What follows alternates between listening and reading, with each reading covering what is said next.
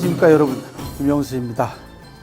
36개의 메시지를 여러분들한테 하나하나 전달해 드리고 있습니다. 헌정기의 5번째 개책이자 36개 가운데 23번째 원교 근공이라고 하는 개책을 여러분들한테 소개해 드리도록 하겠습니다. 원교 근공은요, 외교 책략입니다. 너무너무 유명하지 않습니까? 가까이 있는 나라를 공격하고, 근공이죠. 멀리 있는 나라하고 잘 사귀라 라고 하는 뜻입니다. 그래서 멀리 있는 나라는 내 후방을 공격할 수 있기 때문에 외교적인 전략을 통해 가지고 친하게 지내라는 얘기고, 상대적으로 힘이 덜 드는 가까운 곳부터 먼저 공격하라 라고 하는 그런 계책입니다. 범수라고 하는 전국시대 때 인물이 진나라 소왕에게 제시했던 그런 유명한 계책입니다. 내 상대가 다수일 때 활용하는 계책이다라는 점을 먼저 지적해 드립니다. 적어도 셋 이상의 다수의 상대가 있을 때 이 다수의 상대를 잘 파악해서 이들 간의 관계를 잘 조정하고 잘 바꾸어서 내 쪽으로, 유리한 쪽으로 변형 활용할 줄 알아야 된다라고 하는 핵심 메시지를 전달해 드리면서 먼저 역사적인 사례, 범수 이야기를 하는 것이 가장 아마 좋을 것 같습니다. 범수라는 사람은 위나라 사람인데요. 위나라에서 제대로 인정을 받지 못합니다. 그리고 위나라 권력자에게 잘못 보여가지고요, 거의 맞아서 죽을 뻔한 위기를 넘기고 시체를 가장해가지고 간신히 위기에서 탈출해서 진나라로 건너온 사람입니다. 진나라 소왕을 또 간신히 만납니다. 진나라 소왕을 만나기 위해서 1년이나 넘게 진나라에서 기다렸다가 편지를 통해 가지고 진나라 소왕을 만나게 됩니다. 진나라 소왕은 범수를 만나고는요, 너무너무 기뻐합니다. 그래서 범수에게 고견을 듣기 위해서 5번씩이나 무릎을 꿇었다라고 하는 오괴라고 하는 또 유명한 고사성어를 남긴 인물이기도 한데요. 범수를 만나서 얘기를 해보니 범수의 천하 형세에 대한 식견이 너무너무 뛰어났습니다. 그래서 결국은 범수의 형세 분석과 외교 책략, 원교 근공을 진나라의 가장 주된 외교 전략으로 수립을 함으로써 훗날 진나라가 천하를 통일하게 되는 결정적인 계기를 마련하게 됩니다.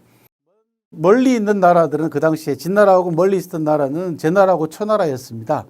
그래서 동쪽에 있는 가장 멀리 있는 제나라하고 남쪽으로 가장 먼 초나라하고는 동맹을 맺고, 가까이 있는 한나라, 위나라, 조나라 이 세 나라를 먼저 공략한다라고 하는 원교 근공의 책략을 기초로 해서요, 멀리 있는 제나라하고 초나라에 대해서는 재물과 그 다음에 결혼 등으로 긴밀한 관계를 유지하고, 한나라, 조나라 위는 집중적으로 공격하되 상호 간의 군사적 동맹을 와해시키는 외교적 전략을 동시에 구사합니다.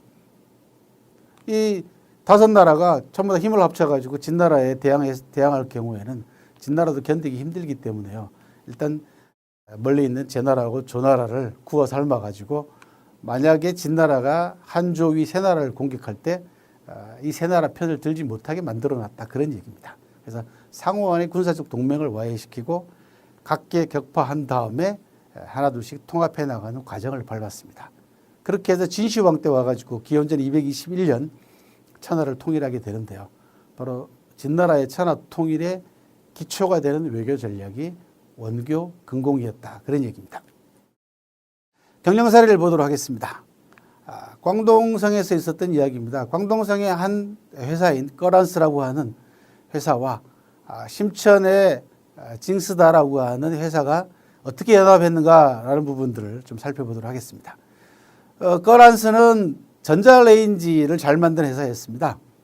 전자레인지 업계에서는 선두주자였는데요. 이 꺼란스가 어느 정도 성공을 거두자 에어컨 사업에 뛰어듭니다. 이 에어컨 사업에 뛰어들면서 어떤 책략을 구사를 해야 할까, 어떤 경영 방책을 수립할까 고민한 끝에 꺼란스가 경쟁력 있는 시계를 만들어내는 징스다라고 하는 이 기업을 끌어들입니다. 징스다는 주로 외국의 하청을 받아가지고 고급 시계를 만드는 그런 회사였습니다. 그래서 기술이라는 측면에 있어서는 대단히 뛰어난 그런 회사였거든요. 이 징스다도 이제 중국 국내 시장에 한번 진출을 해봐야 되겠다라고 경영 방침을 정해놓은 상태에서 거란서가 제안을 해 들어옵니다. 고가의 에어컨 출시에 맞춰가지고 찡스다의 고급 시계를 사은품으로 내겁니다. 당시로서는 대단히 파격적이었습니다.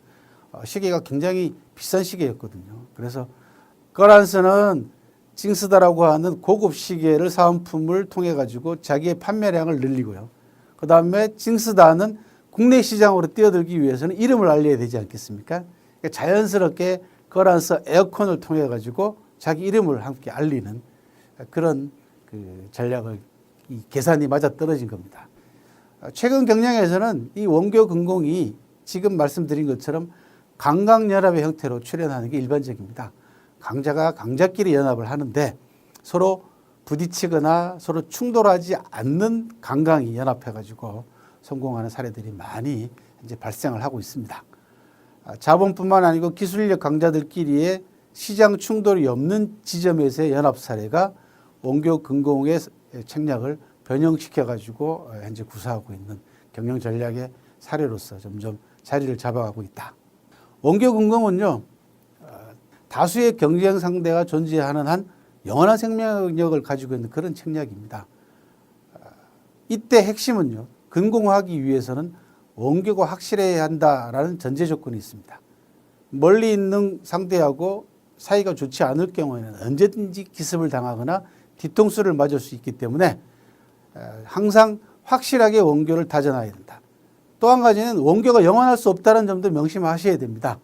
종래의 원교금공이 물리적 연합이나 물리적 화합이었다면 최근 현대의 원교금공은 화학적 결합이나 화학적 연합으로 성격이 바뀌어가고 있다라는 점을 주의점으로 말씀을 드립니다.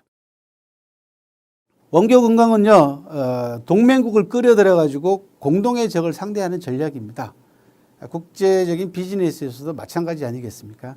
비즈니스는 경쟁의 세계이자 합작 관계도 다반사로 일어나는 곳입니다. 성공하려면 단계필마, 즉 혼자 말 타고 달리는 자세 가지고는 안 됩니다.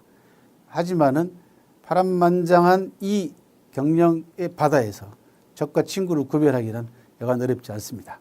원교금공의 또 하나의 전제 조건은 누가 친구고 누가 경쟁 상대인가, 누구하고 연합을 해야만이 제대로 된 연합이 될 것인가, 이런 부분들에 대한 정확한 파악이 요구되는 그런 계책이기도 합니다.